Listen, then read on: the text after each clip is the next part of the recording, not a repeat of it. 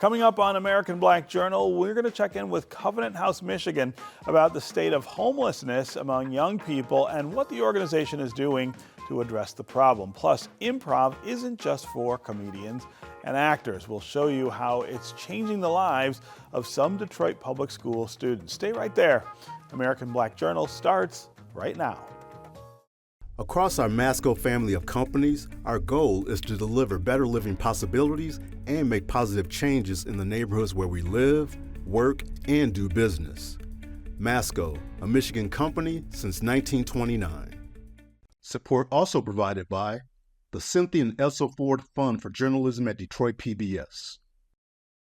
The DTE Foundation is a proud sponsor of Detroit PBS. Through our giving, we are committed to meeting the needs of the communities we serve statewide to help ensure a bright and thriving future for all. Learn more at dtefoundation.com. Also brought to you by Nissan Foundation and viewers like you. Thank you.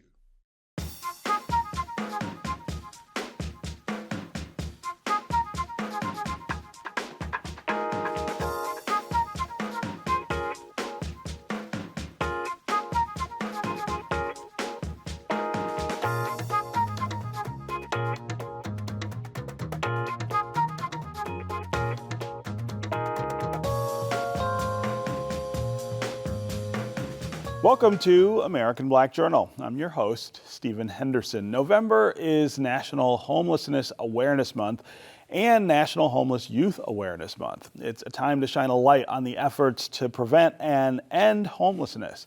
Covenant House, Michigan serves young adults ages 18 through 24 who are homeless or survivors of human trafficking. The organization provides shelter, educational and vocational programs, and wraparound services. Joining me now is Covenant House, Michigan's CEO, Megan Dunn, along with one of its residents, Layla. Welcome to American Black Journal. Thank you for having us today, Stephen.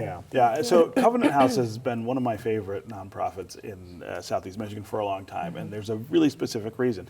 I think of nonprofits as often filling kind of critical gaps that exist either in government or other institutional kind of gaps. But this is a particularly important gap to fill, and Covenant House does it in such a vibrant and creative way that it has always stood out to me. So let's start with you just kind of explaining the work that you guys do at Covenant House. Well, thank you for that acknowledgement. Nonprofits are on the ground, so we are, serving our communities most vulnerable every single day, 365 days a year. And at Covenant House, the way that we approach our work is through unconditional love, absolute respect, and relentless support. So before a young person can even start their journey towards ending their experience with homelessness, we start with those three principles because that's what most of us need in order to have the confidence to thrive and succeed. And once we can establish that trust, the trusting relationship, and when a young person feels safe enough, then we get them on their journey. And even before the outcome is stable housing. The outcome is that they can go on to live independently, but the journey to get there starts again in those first few hours that they arrive at Covenant House. We can help them, from a mental health standpoint. Over 75%, not just of Covenant House residents, but 75% of young people in general that are experiencing homelessness also experience some issues around mental health challenges. Sure. Yeah. I think a lot of the viewers might be sitting at home thinking, well, how does this happen? How do young people come to be homeless on their own and need these services separate from their families? There's no one answer, Stephen. 30% of our young people age out of foster care. So there's so many significant challenges with our foster care system, and that's not specific to Michigan. Nationally, that's a problem. So 30% come from there, but most of our young people also have some experience with either domestic violence, sexual assault, human trafficking, some very unfortunate situations and stories that happen. A lot of it is also, they might be the second generation to experience some sort of housing insecurity or homelessness. When a young person turns 18, our country, the resources really dry up. They're seen as an adult. Right. If the family structure is already, living check to check or might be struggling from a financial standpoint, that young person is usually put out to live on their own. And there's not a lot of safety net that's geared towards this age group. Yeah. So we see young people they're resilient, they have dreams and aspirations and want to do so much with their lives, but their safety net, their structure has fallen apart. Yeah. And so that's where we step in. Yeah. So Layla, you're one of the people who is part of the Covenant House family. Tell us a little about how you came to be at Covenant House and what you've found since you've been there. Well, not to get too deep into the story, but it was definitely something that I was looking for in an emergency. I really needed help at the time, and I didn't really know where to turn. You know, it goes with the codependency of, you know, just being younger and everything. And so when you don't have that, you know, you don't know where to go. So it definitely helps. Being there, it gives you a place of stability, and I really like that. Yeah. How did you even hear about Covenant House, or how did you find Google it? search, really. Is that right? It was a very quick moment. It wasn't no plans or anything. I'm grateful that they were able to take me in as fast as they did. Yeah, yeah. And so when you get there to Covenant House, talk about the kind of things that you found and the kind of support that you felt they were able to give you. One of the biggest support is really just it being a place for you to be able to build up your strength again. Again, it's the stability that they offer to be able to just build up from the ground, especially when you often don't have anything when you're there, when you start. Another thing is definitely their mental health. I love my counselor there. So it's someone that you can talk to too when you need to vent, because it could be a lot. Yeah, yeah. And you've already started to think about what this takes you to, what's next. Yes, it's always talk the about goal, what you're doing. Now really it's a lot of study and a lot of schooling. Definitely trying to get more stable in a career that I'm working towards. You know, definitely in finance, definitely in psychology. That's been my focus. Yeah, and you had a really great opportunity Yes, this summer, right? Yes, with well, it's through Year Up, but it's for a Chase. So it was a good experience to have Chase transactional. Bank. Yes. Yeah. Wow. Yeah. Yeah. What was that like to Busy. kind of find yourself there? It was definitely a very, you know, cold water thing. It was something that you had to get fast, but I do love that type of service, definitely. Yeah, yeah. When you think about when you'll leave Covenant House, what do you think the most important thing you'll kind of take with you from that experience? Really, I'd say that I could do so much more on your own. You get to realize your own strength because, you know, essentially you are on your own. They look for you to build yourself up. And so you get this confidence of you can do it, you know, and it's not as hard. And, you know, from nothing you can have everything. Yeah. So definitely. Yeah. Megan, this has got to be Oh my gosh. really, I gotta really pull it great. together, yeah. Really great for you to hear. But I mean, this is exactly the sort of path that Yes. you're trying to establish for these young people. Absolutely. I mean, our goal is to help eliminate all barriers in order for a young person to feel and be successful. And in the end, that's what they deserve. So many of us grew up with supportive family structures, and there may have been challenges, but overall we had the support and the confidence to be able to say, I can have everything. And so to hear Layla say that, it warms my heart. It really helps me to understand that the approach to this work that we're doing is the right way. We're always, you know, listening to our young people, ensuring that we hear their voice, you know, making small tweaks and changes. You know, there's no one size fits all. So we tried our best to provide that individualized care. And so to hear that, I mean, and just to see how Layla has just really grown at Covenant House. She's been with us for some time, and just to see her journey, it there are many things that keep us nonprofit leaders up at night, but Right. what brings us up the next day, what wakes us up the next morning is knowing that there are about 100 young people that sleep in our beds at night across the state. And we're here to continue to work with them. Yeah, yeah. I would be remiss if I didn't give you a chance to talk about the particular challenges that nonprofits and especially social service nonprofits are facing right now, budget-wise. Things don't look the way they did, 10 months ago, 11 months ago. Certainly. The federal uncertainty. So many of us nonprofits have support from the federal government through the various agencies, which all of us, rely upon as revenue to help us to be able to to do our programming. And so knowing that on any given day there could be that challenge of what if we wake up on this day and these funds are not available? So many of us have had to do some scenario planning, for things that happen that way, but then it also impacts the donor community, rightfully so. People are being holding on to their dollars a little tighter. So I've been saying the last few months, there are times in our careers where we earn our stripes. This is one of them. This is one of them. But we're resilient. We have a very supportive community, the city of Detroit, even the state of Michigan. So many partners have volunteered to step in to help us ensure that we're able to continue to do this work. Yeah. Are you able to manage all of that without an effect, a direct effect on people like Layla, the folks who are depending on you? Fortunately, at this point, we've been able to continue our programming without any disruption. And even when we look at scenario planning, we're doing the best plan that we can without any service interruption.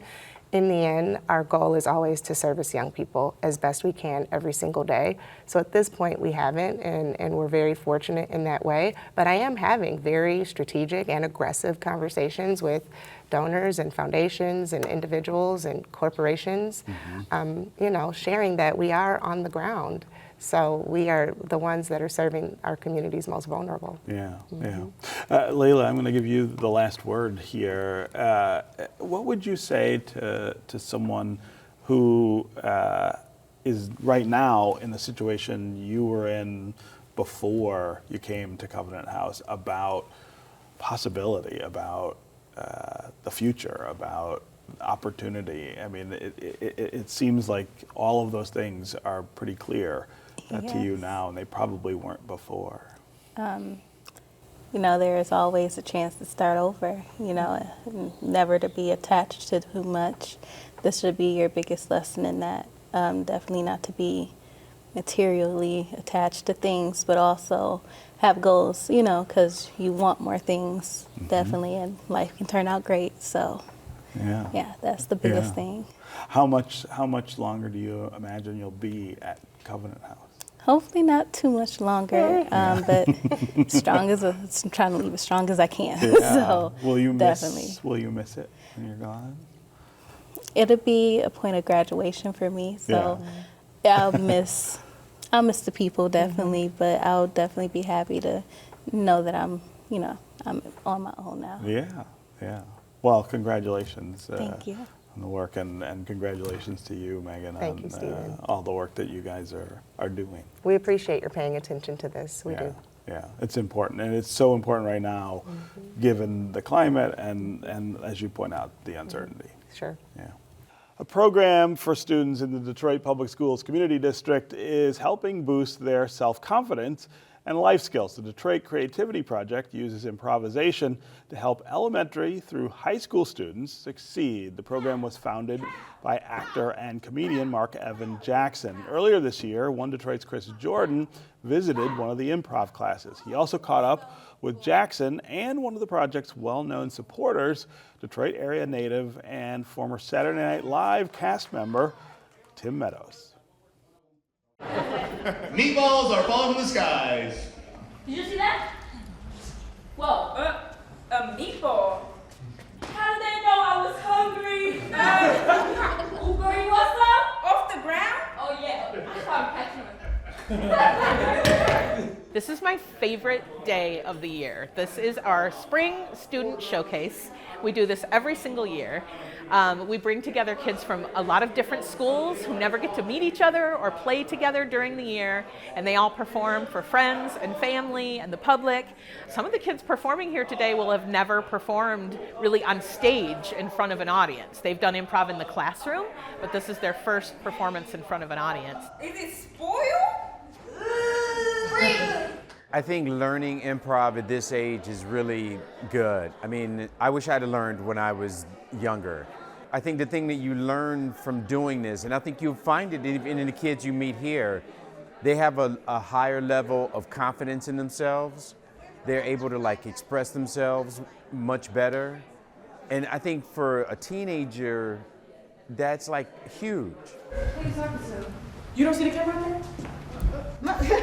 Detroit Creativity Project was begun in 2011 by a group of improvisers and performers who all met at the Second City Theater when it was downtown. I am blessed to have been part of a generation of the Second City Detroit, the sadly now defunct Second City Detroit, that was at the corner of Woodward and Mount Calm at the Hockeytown Cafe next to the Fox Theater back in the late 90s. And there is enough of a hit rate. Enough of us have left there to go on to do fun and exciting things in entertainment that we get asked frequently here in Los Angeles and in New York and various places, like, what was in the drinking water in Detroit in the late 90s? A lot of my friends that work as actors and directors and writers and musicians, we got together in 2011 and we said, what should we be doing to give back to the city of Detroit? And it took about 2 cookouts at my house before we were like, oh, improvisation is what's made all of our lives great. That's something that we should be sharing with the youth of Detroit. So piloting a program in late 2011, early 2012, we began the Detroit Creativity Project. We teach improv. Improv is unscripted short-form theater, where you get a suggestion from the audience and create something from nothing. We began teaching that in Detroit middle and high schools.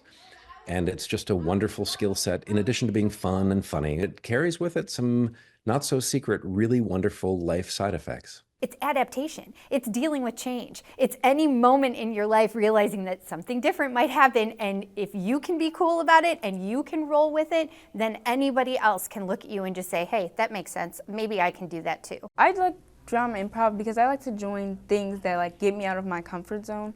So like I join drama and debate because it can help with public speaking. Most of the time, the ones that is the most shy, even in walking in the hallway, now they're verbal. According to their teachers, especially in math, they volunteer, they're more outspoken, and they're like, what did you do in that drama class? I'm like, I didn't do anything. It's most of the time, it's them.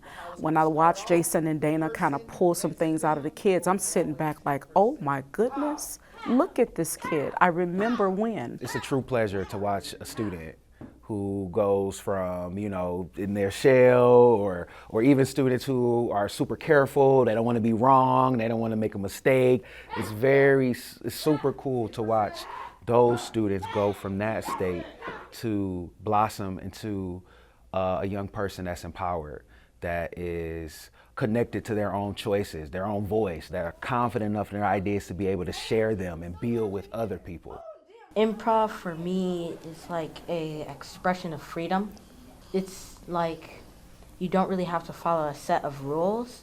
It's just you can freely express yourself. Also, to like really get in the rhythm of being in a social environment and, you know, expressing your feelings with other people. I love the creativity of improv because you can just say anything on the spot, whatever you're thinking in your mind, you just make it come to life. I'm a creative person. I like to build stuff and make it come together as in one big ensemble. And I like working with people a lot. You become part of a community of people that are like-minded. It's almost like, oh, I met other people who are just like me, you know. You're weird, just like me. You like comedy, just like me. You're creative, just like me.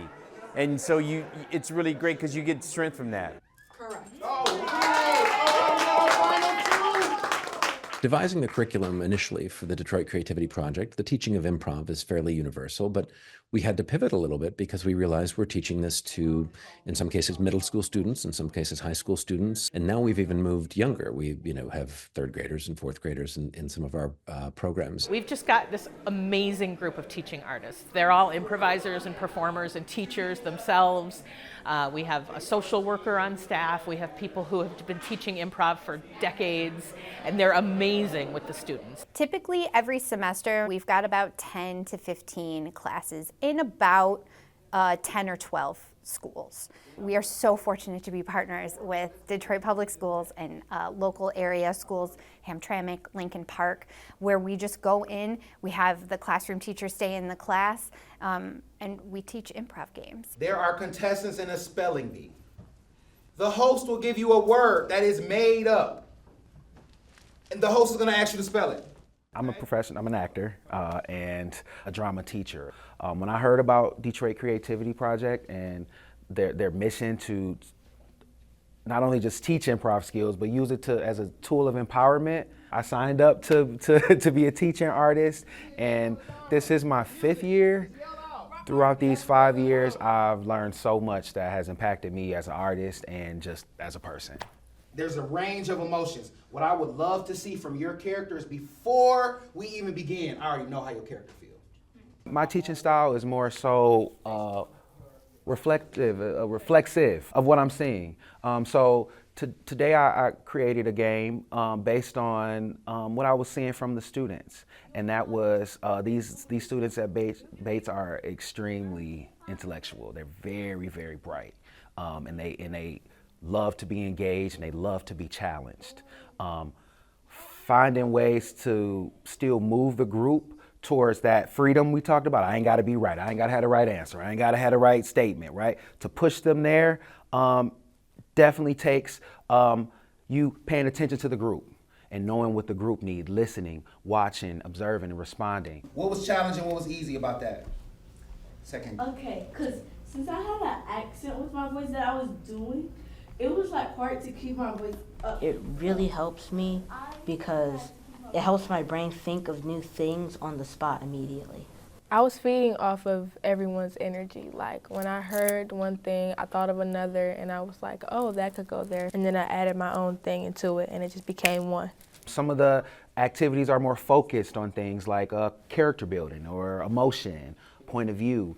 So we utilize the different games and warm-ups based on a specific skill that we're trying to work on. For example, yes and? Yes and is probably the biggest rule in improv, which is just accepting an idea and then building on top of it.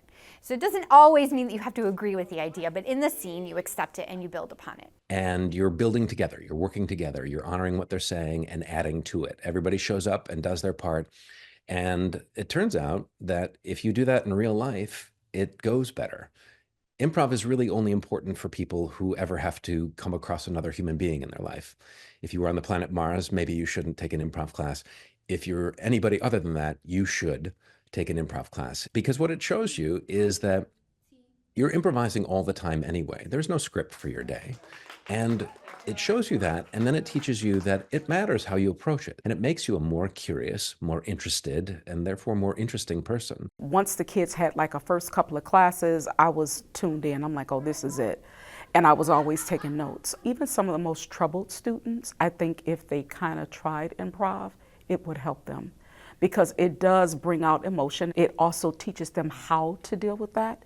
It teaches them how to communicate. It truly opens your life up. You realize that failure is not a lasting condition. Not everything's going to go perfectly every day, but you realize it's not fatal, it's not a lasting condition, and you fear it less. So it makes you more willing to go into the unknown. It opens up what psychologists refer to as acceptance of uncertainty. So it reduces the anxiety. After school, when I think of after school, I'm like, oh yay, I get to do improv today, it's Monday. And it actually makes me look forward to Mondays because everybody's just so fun here. They help us like express our emotions and like they tell us that nothing's wrong. This is great because I'm sure there's other people just like me in Detroit who are in public schools that have talent but don't know how to express it or don't know how to find out what they like. And I think even with improv, it's not even about acting sometimes. It can be just about being able to like have confidence in speaking in front of people and like trusting yourself. If every one of our students nails a job interview one day because they can think on their feet and have the confidence to know that they're going to be okay in any situation, then this program is a success. We've seen improvement in test scores. We've seen improvement in attendance. It helps with math and with reading. The progress I'm one person I'm able to see in a student in less than a year, sometimes it's 6 weeks. I'm so excited by the discovery of their own voice, their own power, their own confidence. Whatever they go on to do, they'll be great at it because they'll believe in themselves. They'll have the confidence and the experience of communicating with others and working with others. So whatever they decide to do, they're gonna be great at it. That's going to do it for us this week. You can find out more about our guests at AmericanBlackJournal.org, and you can connect with us anytime on social media. Take care, and we'll see you next time. Get this side, my good angle. You don't see the camera out there? Hey. You don't see it? Come on. Hey, that's a mirror.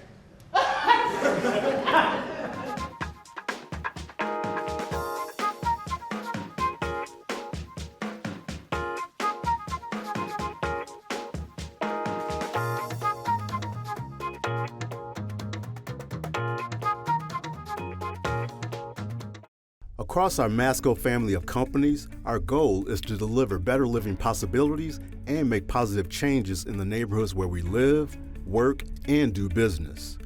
Masco, a Michigan company since 1929. Support also provided by the Cynthia and Elsa Ford Fund for Journalism at Detroit PBS. The DTE Foundation is a proud sponsor of Detroit PBS. Through our giving, we are committed to meeting the needs of the communities we serve statewide to help ensure a bright and thriving future for all. Learn more at dtefoundation.com.